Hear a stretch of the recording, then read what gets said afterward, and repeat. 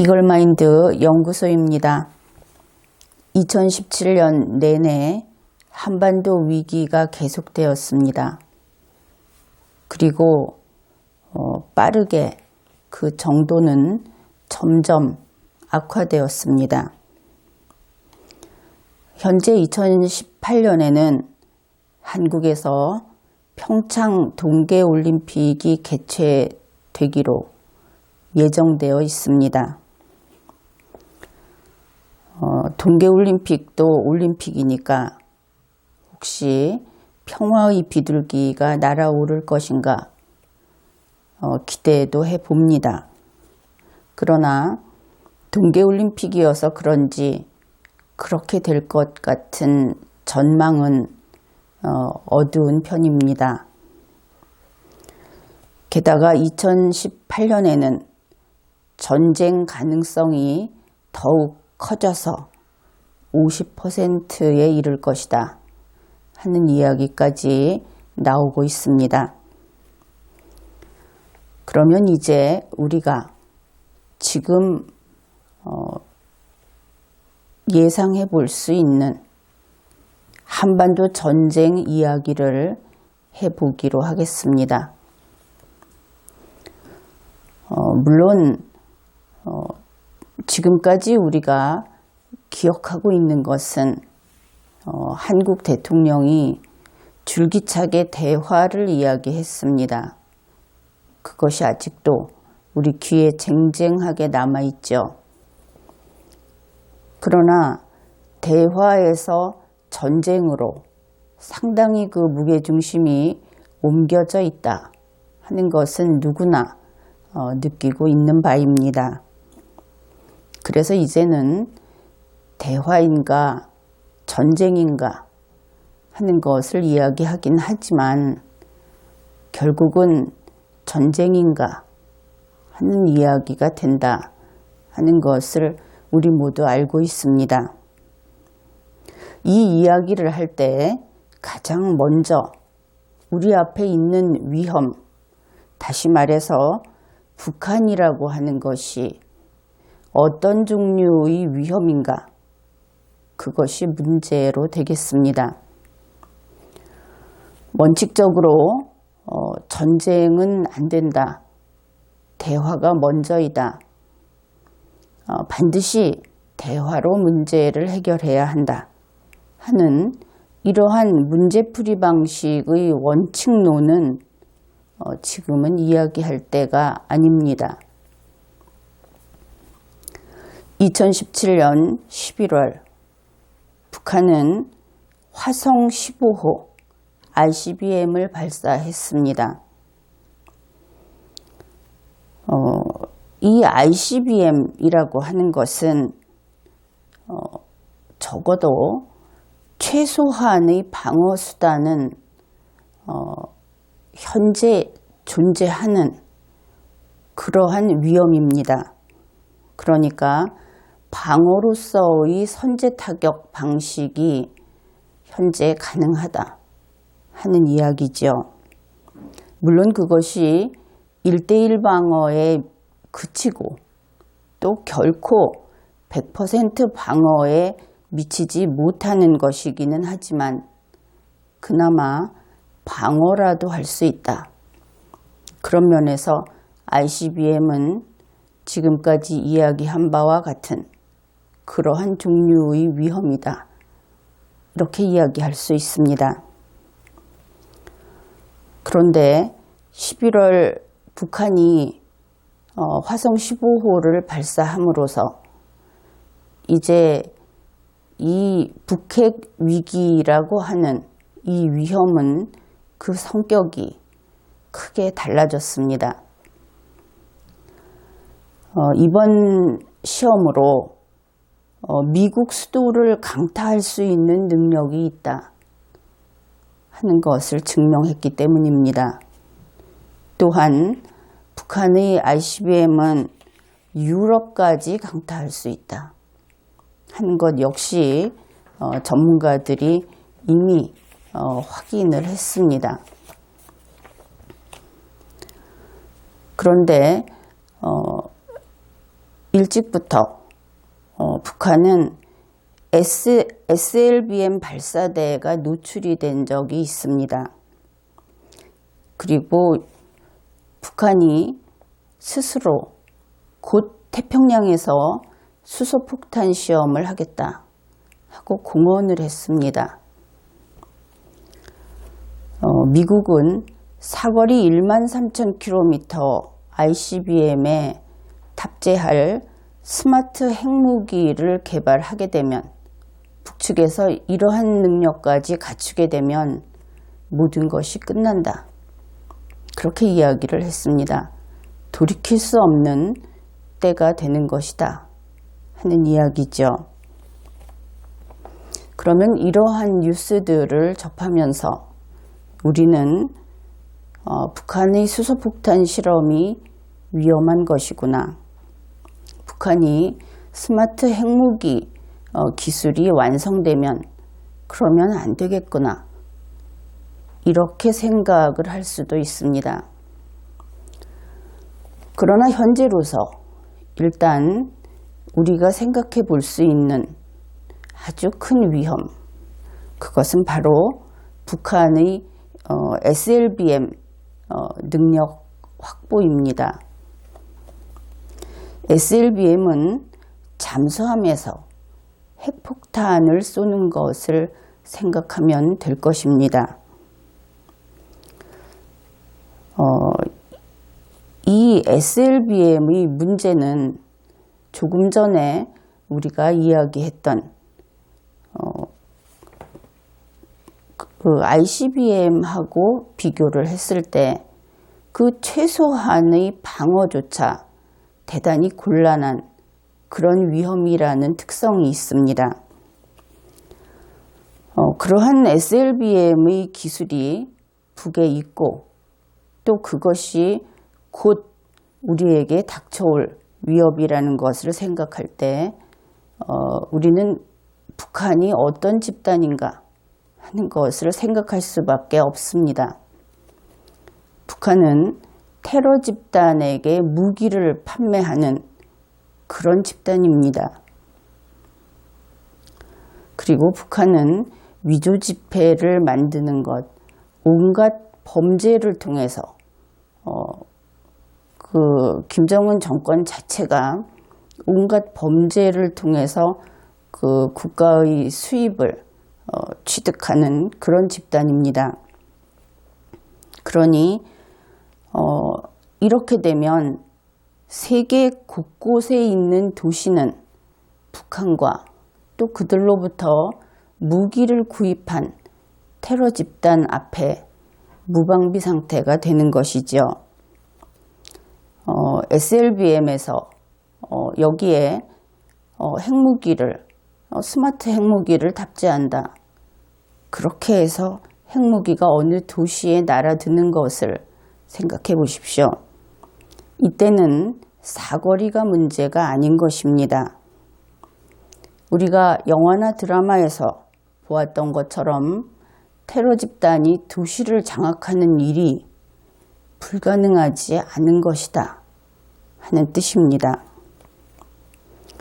다시 말해서 지금 문제는 핵 테러 시대의 개막을 알리는 것이다. 우리가 지금 그 기점에 놓여 있다 하는 것입니다. 그리고 이 핵 테러 시대의 개막이 그동안 이야기되던 그 데드라인이다 하는 3개월을 남겨놓고 있다. 이렇게 이해하면 되겠죠. 그러니 이제 북한이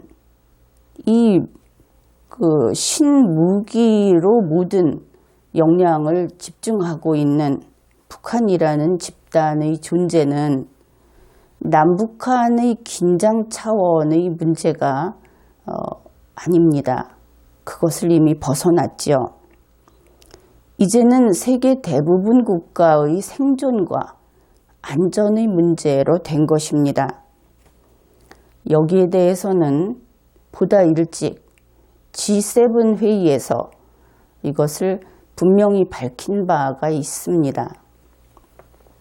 그리고 이제는 보여줄 수 있는 것은 다 보여주었고 요행을 바라던 그런 국가들마저 이제는 이 위험을 현실로 느끼게 되었다는 것입니다.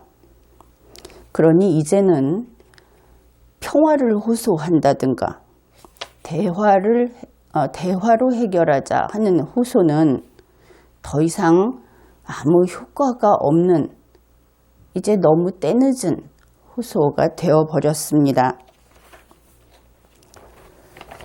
그러면은 이 위험을 세계는 어떻게 해결하고자 하는 것일까? 우리가 예측할 수 있는 그 나쁜 상황들을 몇 가지 상정을 할 수 있습니다.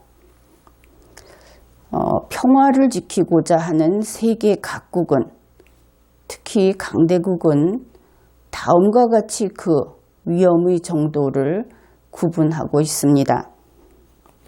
첫째, 재래식 전쟁. 그보다 더 위험한 것이 북한을 핵 보유국으로 인정하는 것. 이 두 가지는 물론 차이가 좀 있습니다. 북한을 핵 보유국으로 인정하는 것은 전쟁이 아니라 대화다, 이렇게 볼 수 있겠죠. 재래식 전쟁은 말 그대로 전쟁입니다.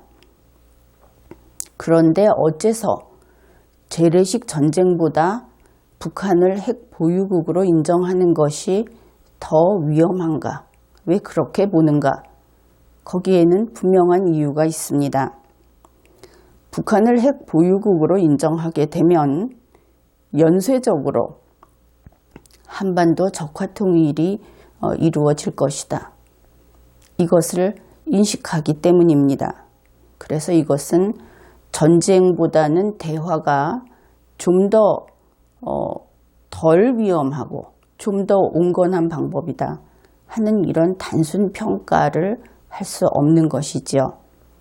그렇기 때문에 북한의 핵 보유국 인정이라는 것은 당장은 전쟁이 아니지만 한반도 적화통일이 되면서 곧이어 다음 단계의 위험으로 곧장 달려갈 것이 불을 보듯 뻔하기 때문에 이렇게 순서를 매길 수밖에 없는 겁니다.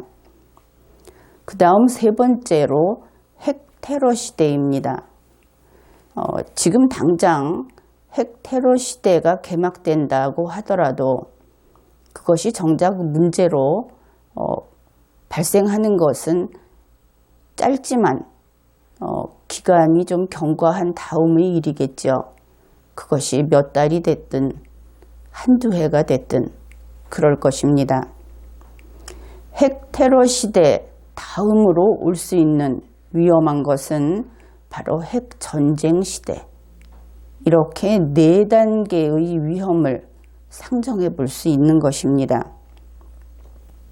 그렇다면 이렇게 차례차례 위험이 다가올 것을 알고 있지만 그렇더라도 대화로 한번 이 문제를 풀어보자. 그럴 수 있겠죠. 지금 생각할 수 있는 이 해결책, 이 위험에 대한 해결책 가운데 대화로 풀 수 있는 것은 북한을 핵 보유국으로 인정하는 한 가지뿐입니다. 이 핵 보유국으로 인정을 한다 하는 그 의미를 함께 논의해 봅시다. 핵을 가진 나라로 인정을 한다. 그것은 북한을 핵을 가진 강국으로, 강한 나라로 인정하고 존중한다. 그런 뜻입니다. 그러한 존중을 해주는 이유는 어른이 아이를 때리면 비난을 받듯이 그렇게 스스로 품위를 지킬 것을 약속하도록 만들고 그 약속을 지킬 것이라는 믿음을 주는 그러한 절차입니다. 그래서 일종의 신사협정이다. 그렇게 이야기할 수 있죠. 그러면 스스로 품위를 지킨다 하는 것은 다음과 같은 모습으로 나타날 겁니다. 다른 나라를 위협하지 않는다. 공격하지 않는다. 테러 단체에게 무기를 판매하지 않는다. 핵무기를 판매하지 않는다. 그리고 지금 공개해서 확인받은 그 이상으로 핵무기를 증산하지 않는다. 이러한 것들이 바로 핵 보유국들이 품위를 지키기로 하는 약속의 모습이 될 것입니다. 그러면 북한이 이러한 신사협정을 지킬 것인가? 그것이 문제가 되겠죠. 그러면 북한이 어떤지는 우리가 알 수 없으니까 신사협정은 어떤 때 지켜지는가 하는 이야기를 해봅시다. 첫째, 신사협정은 신사여야 지키겠죠. 다시 말해서 정상적인 국가여야 신사협정도 지킨다. 이렇게 보겠습니다. 정상적인 국가는 자기 국민들의 인간적 존엄성을 존중하는 국가입니다. 그리고 자신들의 그 나라의 국민에게 가치 있는 삶을 추구하도록 하는 것이 국가의 목표인 그런 국가입니다. 이것은 내부적인 일이고 외부적으로 대외관계는 어떨 것인가? 세계가 망하면 자기 자신도 죽는다 하는 정도의 연대의식은 있는 국가여야 신사협정을 지킬 수 있는 정상적인 국가라고 할 것입니다. 지금까지 이야기한 내용 가운데 북한의 타당한, 북한이 그렇다고 할 만한 부분은 한 군데에도 없습니다. 그것이 정 안 된다. 그러면 두 번째로 최소한 다른 핵 보유국들, 세계 1, 2위의 강대국이 이 북한이라고 하는 나라를 장악할 수 있다면 혹시 또 가능성을 점쳐볼 수 있습니다. 그러나 중국은 북한에게 이 북핵 위험 때문에 이 문제를 해결하기 위해서 여러 차례 시도를 했습니다. 그리고 최근에는 숭타오까지 실패했습니다. 결국 북한을 장악하고 있지 못하다 하는 중국의 고백도 우리는 들었습니다. 다음으로 러시아는 의원단을 파견했습니다. 그런데 러시아의 의회 의원단들이 북한에 체류 중인 바로 그 순간에 이번 ICBM 발사를 감행했습니다. 러시아도 실패한 것입니다. 이렇게 하여 북한은 아무도 북한을 장악하고 있지 못하다 하는 것이 전 세계에 공개적으로 확인이 되었습니다. 그렇다면 북한은 핵 보유국 신사협정의 대상이 아니다 하는 것을 이제는 부인할 길이 없게 되었습니다. 무엇보다 위험한 것은 이 북한이라고 하는 존재는 우리 인류 역사상 유례 없이 통제불능이다 하는 점입니다. 이제 세계의 대북 전략은 대화 끝, 제압의 단계로 나아가는 이러한 상황이 되었습니다. 그것도 지금 북한을 제압하지 못하면 세계인의 평화적 삶도 이것으로 끝이다 하는 인식을 전 세계가 이제는 공유하고 있습니다. 왜냐하면 그것은 핵 테러 시대의 개막을 인정하는 것이고 핵 테러를 저지할 수 있는 수단은 역시 핵밖에 없게 되기 때문입니다. 다시 말해서 핵전쟁 시대가 연이어 오게 된다 하는 뜻이지요. 그래서 이제 대화냐 전쟁이냐 이미 결론은 어느 정도 나 있었는데 전쟁의 가능성이 매우 커졌다 하는 것을 살펴보았습니다. 이번에는 그것이 전쟁이라고 한다면 그 전쟁은 어떤 모습을 띨 것인가? 그 부분을 살펴보기로 하지요.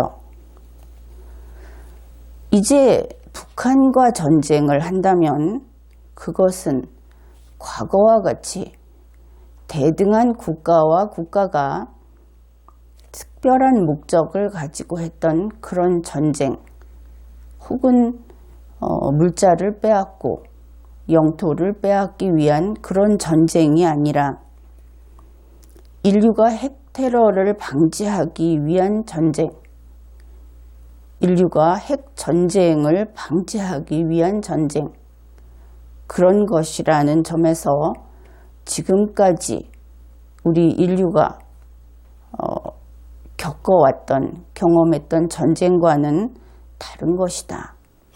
그렇게 이야기할 수 있습니다. 그런데 이제 현실적인 이야기를 해보지요. 핵을 막기 위해서, 핵 테러와 핵 전쟁을 막기 위해서 핵 전쟁을 할 수는 없겠죠. 그렇습니다. 그렇기 때문에 이번에 하는 전쟁은 핵 전쟁이어서는 안 됩니다. 그런 의미에서 스마트 핵무기 사용도 역시 배제해야 할 것입니다. 그런데 핵을 사용하지 않는다는 원칙을 세워놓고 핵을 능가해야만 하는 것이 이번 전쟁의 어려움이죠. 바로 핵을 제압해야 하는 것입니다. 그러면 어떻게 해야 하는가? 어떻게 해야 하는가까지는 쉽게 답을 할 수 있습니다. 그것은 핵을 능가하는 압도적 군사적 우위에서 전쟁을 하면 됩니다. 많이 듣던 이야기지요. 그러면은 압도적 군사적 우위라고 하는 것은 상상을 해 보십시오.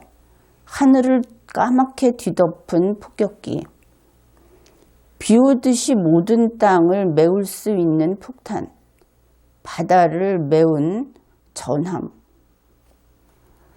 물론 이러한 무기는, 압도적으로 강한 무기는 충분히 있습니다. 그것이 핵을 능가할지 어떨지는 모르겠지만 일단 그러한 물자와 경제적 능력은 북을 상대하기에는 넘칠 정도로 가지고 있습니다. 문제는 바로 우리인 것이죠. 휴전선에서 인구 밀집 지역인 서울이 너무 가깝다는 것입니다. 문재인 대통령이 늘 하는 말처럼 사람이 문제인 것이죠. 이제는 핵을 능가하는 압도적 군사적 우위에서의 전쟁을 어떻게 승리로 마무리할 것인가 하는 그 문제는 인명피해를 최소화하는 데 달려 있습니다. 인명피해를 최소화하려면 우선 두 가지를 생각해 볼 수 있습니다. 하나는 지난 추석 때 10일간 연휴를 누렸죠. 그런 식으로 추석 귀향처럼 많은 사람들을 이동시켜버리면 피해를 줄일 수 있을 겁니다. 두 번째는 북한과의 전쟁을 동시 다자전쟁으로 수행을 해서 조금 과장하자면 순식간에 끝내는 그런 방식을 취할 수 있습니다. 이것은 동시에 1대1의 전쟁이 아니고 1대 다의 전쟁이다 하는 것입니다. 그러면 이 동시전쟁, 다자전쟁이라고 하는 것이 무엇인지 검토해 보기로 하겠습니다. 첫째, 북한은 이미 선전포고를 받았다고 주장하고 있습니다. 물론 처음에 미국은 선전포고를 한 바가 없다고 부인을 했지만 북한은 시종일관 그리고 반복해서 선전포고를 받았다. 그렇게 주장을 하고 있습니다. 선전포고라고 하는 것은 공격할 사람이 아는 것이 중요한 것이 아니라 반격할 사람이 아는 것이 중요하죠. 반격할 국가가 혹은 집단이. 그런데 북한은 이미 받았다고 합니다. 그렇다면 이번에는 선전포고의 절차는 필요 없어진 것입니다. 이미 그 단계를 지난 것이죠. 둘째, 세계 각국과 유엔은 북한을 만류하는 외교적인 제스처를 이미 다 보여주었습니다. 중국은 숭타오를 보냈고 러시아는 의원 방문단을 보냈고 유엔은 사무차장이 이미 방북을 했습니다.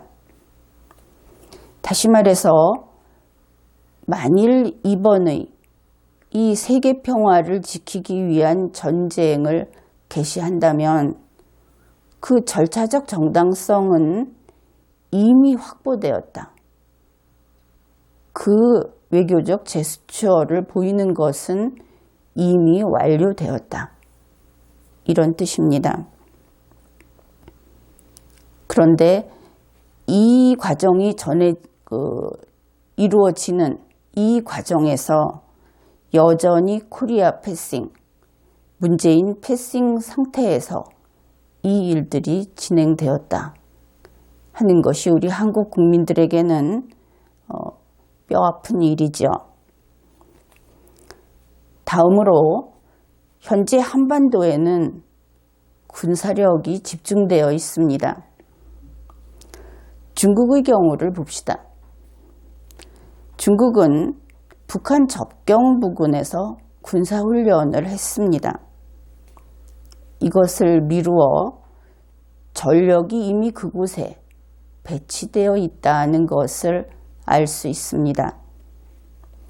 그뿐 아니라 중국은 동북 삼성의 핵전쟁 관련 뉴스를 보도했다고 합니다.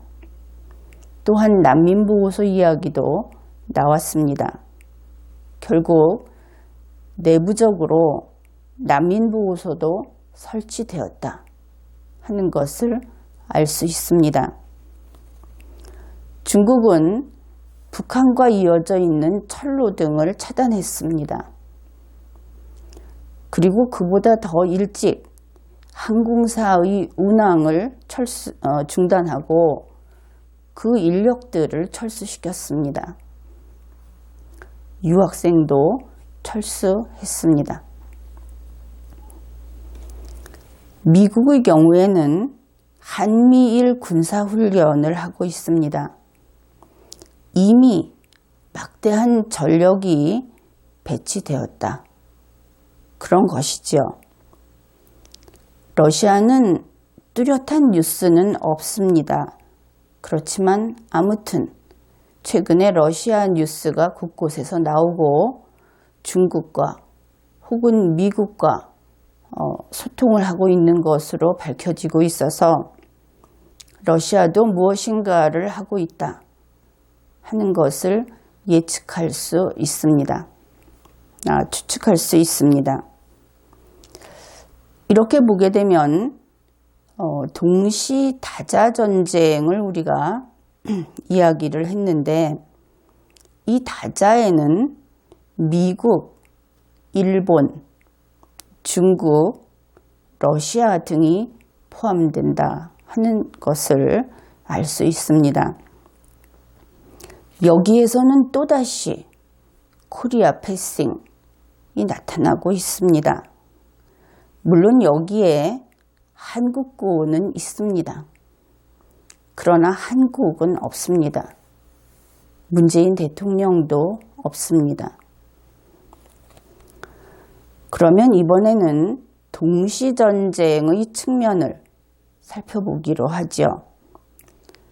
비록 이것이 동시라고는 하지만 그 공격에 있어서 시간차는 있어야 합니다. 왜냐하면 한국의 피해를 최소화하기 위해서 이 시간차라고 하는 것은 중요합니다. 그 다음으로 이 다자국, 그들의 입장에서 속전속결하여 승리를 하기 위해서 역시 이 시간차는 중요합니다. 그러면 그 순서가 어떻게 될 것인가? 북한에 대해서 가장 먼저 공격을 하는 것은 중국이어야 할 겁니다. 그 다음으로 러시아가 공격을 하고 세 번째로 미국이 공격을 해야 한다. 이렇게 보겠습니다. 바로 이 순서로 순차적이며 그리고 조금 그 시간대를 길게 보면 동시적인 그러한 공격이 개시될 때 그럴 때 북한군의 명령체계가 붕괴되게 됩니다. 그렇게 되면 속전속결 승리 가능성이 매우 높아지죠. 이제는 이 한반도의 동시적 다자전쟁에 있어서 한국의 문재인 대통령은 늘 그렇듯이 패싱 대마왕으로 끝을 낼 것인가 하는 부분입니다. 그런데 그것은 그렇지 않습니다. 바로 지금이 문재인 대통령의 특기를 발휘할 때라고 하겠습니다. 문재인 대통령의 특기는 남이 다 차려놓은 밥상에 숟가락만 얹는 바로 그것이 특기 아니겠습니까? 지금 바로 그 특기를 발휘할 때가 왔다 하는 것입니다. 이것을 듣기 좋은 말로 다시 표현을 하면 한반도 동시 다자 전쟁에서 한국의 문재인 대통령이 균형자로서 역할을 한다. 이렇게 바꿔 이야기할 수 있습니다. 그리고 이 균형자 역할을 훌륭히 잘 수행해내게 되면 문재인 대통령은 세계 평화를 지키고 역사에 이름을 남길 수도 있게 될 것이다. 그렇게 이야기할 수 있겠습니다. 그런데 먼저 문재인 대통령이 그렇게 하지 못하고 심지어 전쟁 책임을 지고 어쩌면 그 운이 닿게 될지도 모르는 부분이 있습니다. 그러한 주의점을 먼저 이야기하겠습니다. 이러한 한반도 동시 다자전쟁이 예측이 되고 거기에 1차적인 공격을 중국이 맡을 것이다. 이 말을 듣고 옳지. 그렇다면 중국하고 더 가까운 사이가 되어야 하겠다. 그래서 중국과 군사동맹을 맺겠다고 나선다면, 그런다면 문재인 대통령은 확실히 죽음을 맛보게 될 겁니다. 이런 식으로 성급하게 행동하고 오판을 하게 되는 것은 금물입니다. 지금과 같은 복잡한 그리고 아주 위태위태한 시국에는 진득하게 한미동맹 한우물만 파는 것이 목숨을 부지하는 길이다 하는 이야기를 해주겠습니다. 그 다음으로 상황이 이렇다 보니 각국 정상들은 중요한 정보를 서로 공유하게 됩니다. 그럴 때 문재인 대통령은 이러한 신뢰관계를 유지하는 그러한 경험이 많지 않은 그런 사람처럼 보이는데 5월부터 A 대통령에게 들은 이야기를 B 대통령에게 전해주겠다는 약속을 쉽게 했습니다. 그리고 B 대통령에게 C 대통령에게서 들은 이야기를 나에게 다 해달라. 이런 부탁도 쉽게 했습니다. 그런데 그러한 일들은 해서는 안 되는 것입니다. 모두 다 안 되는 것입니다. 현재 어떤 대통령과 대통령이 정보를 공유했다고 하면은 그것은 각자 자기 자신만 간직해야 하는 것이다 라는 그 의미를 제대로 깨닫기 바랍니다. 그래서 설령 대통령이 자기가 믿는 가족에게조차도 그 이야기를 하면 안 되는 것이 이 국가 정상이라는 사람들의 책무입니다. 주위 사람을 믿다가는 죽는다 하는 긴장감을 갖기 바랍니다. 주위 사람을 믿지 말아라 하는 이야기는 혹시 주위 사람들이 주사파라는 이야기가 있어서 그런 것이냐? 그렇게 이야기하면 그것은 잘못된 말입니다. 주위 사람이 누구든 상관없이 원래 리더는 결정적인 사항을 남에게 알리지 않는 것이 철칙입니다. 그렇기 때문에 혼자 간직하라 하고 이야기를 한 것입니다. 다음으로 올림픽을 이유로 올림픽, 동계올림픽 그리고 패럴림픽 이것을 이유로 한미 군사훈련 혹은 한미일 군사훈련을 중지해야 한다. 혹은 중지 요청을 할 의사가 있다. 이런 발언이 나오고 있습니다. 그러나 그것은 잘못된 것입니다. 혹시 이런 이야기를 문재인 대통령이 귀 기울이고 혹시 그렇게 할 생각이 있다고 한다면 그것은 전쟁 책임을 지게 되는 지름길이다 하는 것을 인식해야 할 것입니다. 가볍게는 대세를 읽지 못했다고 하여 또다시 패싱을 당하겠지만 그보다 더 중요한 것은 지금의 전쟁은 북한을 죽이고자 하는 전쟁이 아니고 이 인류 전체를 전 세계를 구하고자 하는 평화를 지키고자 하는 전쟁이기 때문에 지금 평화를 지킨다는 의미는 북한의 항복을 받아낸다는 것이 되는 겁니다.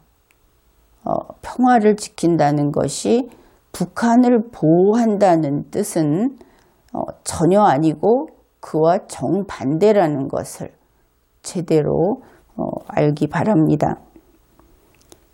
그러면은 이 동시 다자전쟁의 균형자 역할을 한다 하는 것이 무엇이냐? 바로 그것이 문재인 대통령이 해야 할 임무이기도 하지요. 그것은 바로 미국, 중국, 러시아가 동시에 실패 없이 북한을 공격할 수 있도록 돕는 것입니다.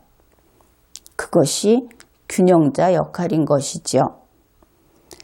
동시라고 하는 것은 바로 이 공격 시기를 그들이 자유롭게 선택할 수 있도록 단 한 번 시도를 해서 실패하면 어쩌나 하는 부담을 그들에게 주는 것이 아니라 그들이 적정한 때를 선택할 수 있도록 이곳에서 문을 열어 놓아주는 데 비유할 수 있다. 그렇게 이야기할 수 있겠습니다. 그것은 바로 다음과 같은 일이다. 그렇게 이야기를 하죠. 무엇이냐 하면 서울 강북 그리고 그보다 북쪽에 있는 인구 밀집 도시에서 인구 소개 훈련을 실시하는 것입니다. 12월부터 월 2회 정도 주기적으로 훈련을 하고 대략 5개월 정도로 잡고 이러한 훈련을 실시하는 것이 균형자 역할을 하는 방법이다 하는 것입니다.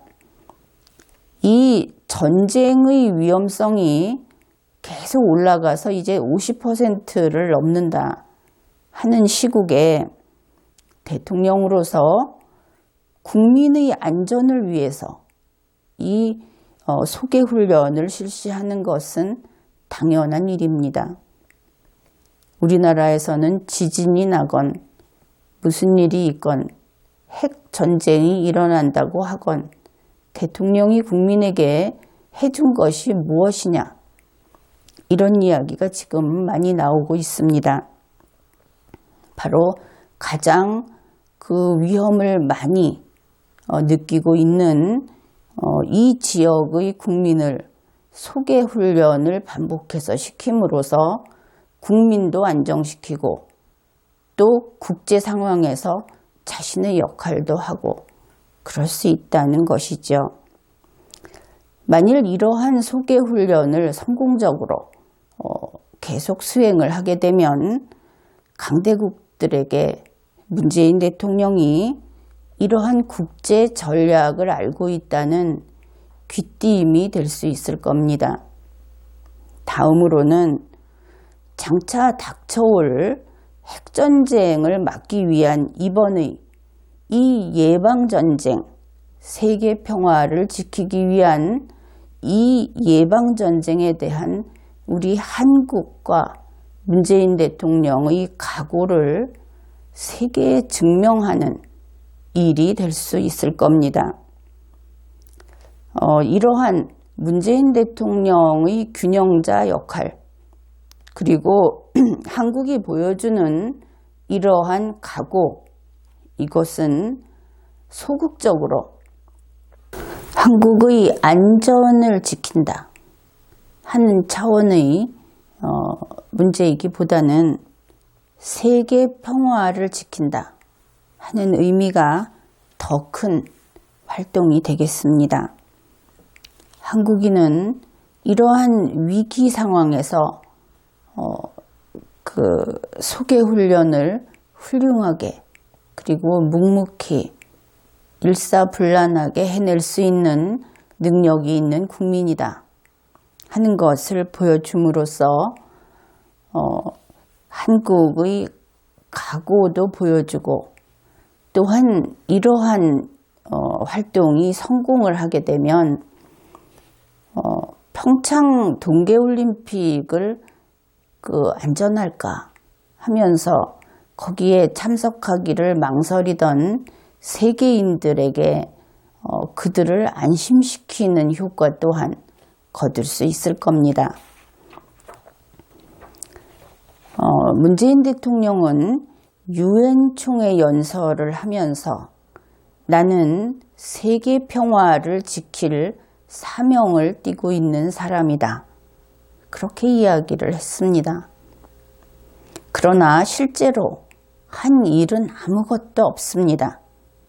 항상 남들에게 평화를 좀 지켜달라, 북한을 좀 말려달라, 미국을 말려달라, 기다리게 해달라, 이렇게 남에게 부탁만 하면서 지금까지 지내왔습니다. 그러나 이번에는 문재인 대통령 자신이 좀 평화를 지켜보십시오. 스스로 평화를 지키는 일을 당신 손으로 무엇이라도 한번 해보기 바랍니다. 게다가 이 소개훈련이라고 하는 것은 휴가 또는 연차를 사용하면 됩니다. 그렇게 했을 경우에 돈을 쓰는 것은 기업이 있지요. 기업의 돈을 뺏는 것, 기업의 돈을 축내는 것, 바로 문재인 대통령이 좋아하는 일이 아닙니까? 그러니 해볼만 합니다. 그리고 그렇게 하더라도 만일 돈이 부족하면 예산을 투여하십시오. 여기에 돈을 써야 하지 않겠습니까? 늘 이야기하듯이 문재인 대통령이 입에 달고 사는 말, 사람이 먼저다. 바로 그러니까 여기에 아낌없이 예산을 투여하십시오. 문재인 대통령이 이러한 균형자 역할을 잘 수행하면 어쩌면 북핵을 억제했다 하는 공을 문재인 대통령에게 줄지도 모릅니다. 전쟁이라는 것이 그러한 성격이 있죠. 그 공을 엉뚱한 제3자에게 넘겨주고 그에게 월계관을 씌워주고 역사상 그런 일은 빈번하게 있었습니다. 그러다 보면 노벨 평화상도 혹시 그렇지 않겠습니까? 다시 한번 주의사항을 확인해 둡니다. 중국을 조심하라.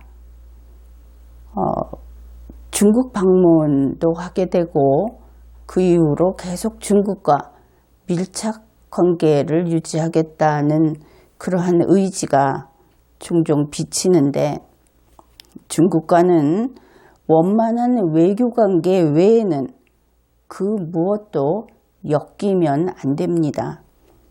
대한민국의 생사가 달린 문제인 것이죠. 전략적 관계를 이야기합니다. 중국과 전략적 우호관계이다. 그것은 터무니없는 이야기입니다. 또 하나는 문재인 대통령의 주위 사람들로부터 차라리 자기 자신이 철저히 격리되는 것이 이번 일을 무사히 잘 처리할 수 있게 하는 방편이 될 것 같습니다. 이번 회에는 핵을 사용하지 않고 그리고 핵을 가지고 세계를 위협하는 북한을 무장해제시키는 방법, 그리고 그렇게 하여 세계 평화를 지키는 한반도 전쟁에 대해서 알아보았습니다. 이번 회에는 여기까지 하겠습니다.